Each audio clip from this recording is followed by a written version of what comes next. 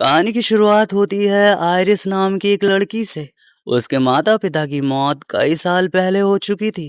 अब उसकी पूरी दुनिया में उसका छोटा भाई रेले था। रेले एक गंभीर बीमारी से जूझ रहा था और उसे बोन मैरो ट्रांसप्लांट की जरूरत थी। लेकिन इलाज इतना महंगा था कि आयरिस लाख कोशिशों के बाद भी पैसे का इंतजाम नहीं कर पा रही थी। वह जगह जगह नौकरी के लिए आवेदन करती है, लेकिन हर बार निराशा ही हाथ लगती है। एक दिन अस्पताल में अपने छोटे भाई के डॉक्टर से बात करते समय उसकी मुलाकात एक अमीर बिजनेसमैन शेफर्ड से होती है। शेफर्ड आयरिस की परेशानी सुनता है और उसे एक प्रस्ताव देता है। वह कहता है कि आज रात उसके घर पर एक खास गेम होने वाला है। अगर आयरिस उसमें हिस्सा लेती है और आखिर तक टिक जाती है तो उसे इतनी रकम मिलेगी कि उसके भाई का इलाज आसानी से हो जाएगा। इतना ही नहीं, वह बोन मैरो डोनर का भी इंतजाम कर देगा। आयरिस पहले इस ऑफर पर भरोसा नहीं करती, लेकिन उसके पास कोई दूसरा रास्ता भी नहीं था। उसी दिन उसे नौकरी से भी मना कर दिया जाता है। मजबूर होकर वो शेफर्ड का ऑफर एक्सेप्ट कर लेती है। शाम होते ही एक कार उसे लेने आती है और वो शेफर्ड की विशाल हवेली में पहुंच जाती है। वहां पहले से ही कई लोग मौजूद होते हैं। कोई कर्ज में डूबा हुआ था, कोई जुए में सब कुछ हार चुका था, कोई अपनी बीमारी का इलाज करवाना चाहता था। सभी किसी ना किसी मजबूरी से वहां आए थे। कुछ देर बाद शेफर्ड सबको डिनर टेबल पर बुलाता है। खाने के दौरान ही वह लोगों की मजबूरी से खेलना शुरू कर देता है। आयरिस बताती है कि वो मांस नहीं खाती। शेफर्ड मुस्कुराकर कहता है कि अगर वो मांस खा ले तो उसे $10,000 मिलेंगे। अपने भाई के बारे में सोचकर आयरिस मजबूरी में ऐसा कर देती है। दूसरी तरफ एक आदमी शराब छोड़ चुका होता है। शेफर्ड उसे भी पैसे का लालच देकर दोबारा शराब पीने के लिए मजबूर कर देता है। यहीं से समझ आ जाता है कि यह आदमी सिर्फ लोगों की मदद नहीं कर रहा, बल्कि उनकी मजबूरियों का मजाक उड़ा रहा है। डिनर खत्म होते ही शेफर्ड सबको असली मकसद बताता है।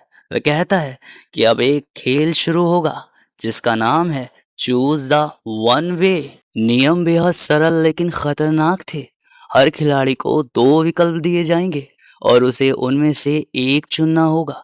जो आखिरी तक बचा रहेगा वही विजेता होगा। शुरुआत में एक आदमी डरकर वहां से भागने की कोशिश करता है, लेकिन शेफर्ड उसे रोक देता है। जब वो फिर भी भागने लगता है तो उसके सिर में गोली मार दी जाती है। ये देखकर सभी की रूह कांप जाती है। अब पहला राउंड शुरू होता है।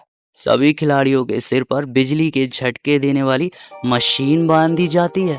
हर खिलाड़ी को तय करना होता है कि झटका खुद सहेगा या सामने वाले खिलाड़ी को देगा।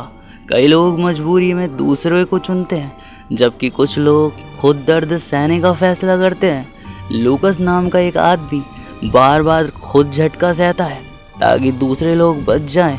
आयरिस भी एक राउंड में खुद को चुनती है ताकि दूसरे खिलाड़ी को दर्द ना सहना पड़े।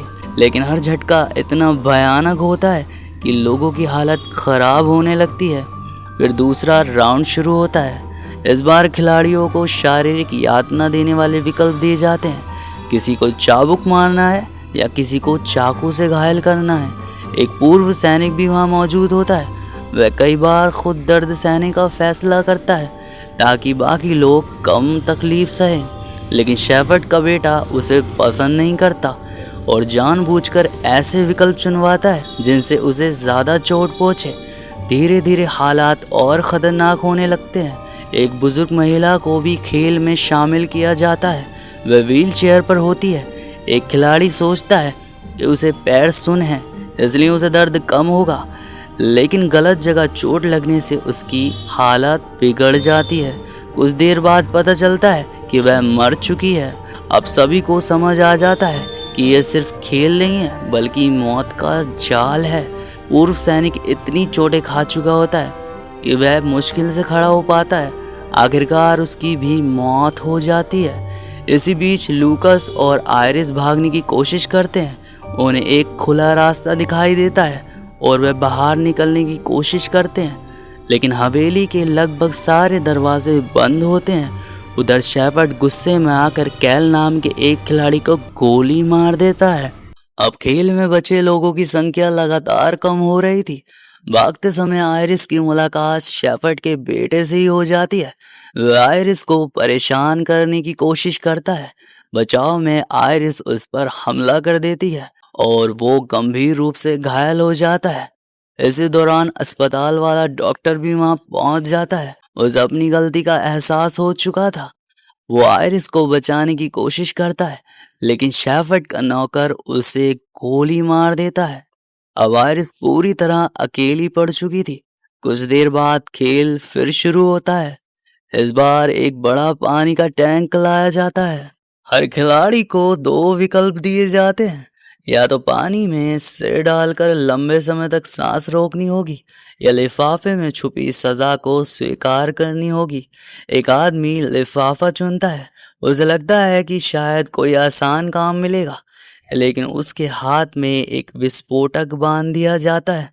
कुछ ही सेकंड बाद धमाका होता है और उसका हाथ उड़ जाता है। सदमे और खून बहने की वजह से उसकी मौत हो जाती है।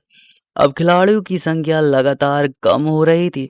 लूकस को अपने चेहरे पर ब्लेड से कट लगाने का विकल्प मिलता है। मजबूरी में वह ऐसा करता है। आयरिस पानी वाला विकल्प चुनती है। उसका सिर पानी में दबा दिया जाता है।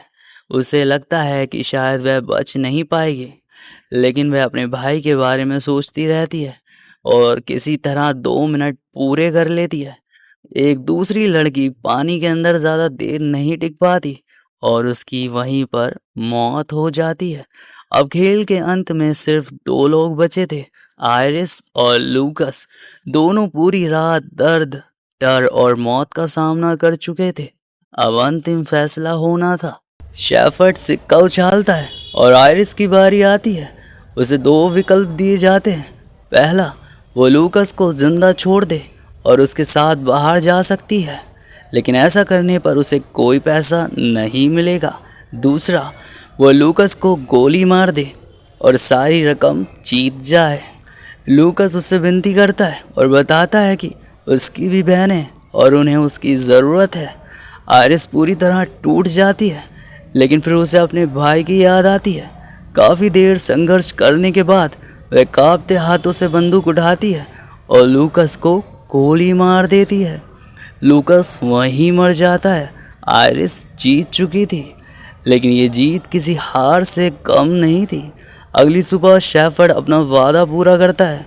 उसे बड़ी रकम दी जाती है और बताया जाता है कि बोन मैरो डोनर भी मिल चुका है। आयरिस खुशी खुशी घर लौटती है। उसे लगता है कि अब सब कुछ ठीक हो जाएगा। जब वह घर पहुंचती है तो उसका भाई सो रहा होता है। वह उसे जगाती नहीं है, बल्कि पहले नहाने चली जाती है। लेकिन जब वापस लौटकर कमरे में आती है तो उसके पैरों तले ज़मीन ही खिसक जाती है। रेले अब इस दुनिया में नहीं था। निराशा और दर्द से तंग आकर उसने बहुत सारी मेडिसिन खा ली थी और अपनी जान दे दी थी। आयरिस ये देखकर पूरी तरह टूट जाती है। जिस भाई को बचाने के लिए उसने पूरी रात नर्क जैसा सहा, और आज वही भाई उसका नहीं रहा। यही फिल्म ख़त्म हो जाती है।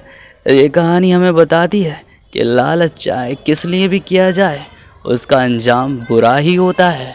अगर आपको ये वीडियो पसंद आई हो तो वीडियो को लाइक और सब्सक्राइब ज़रूर करें।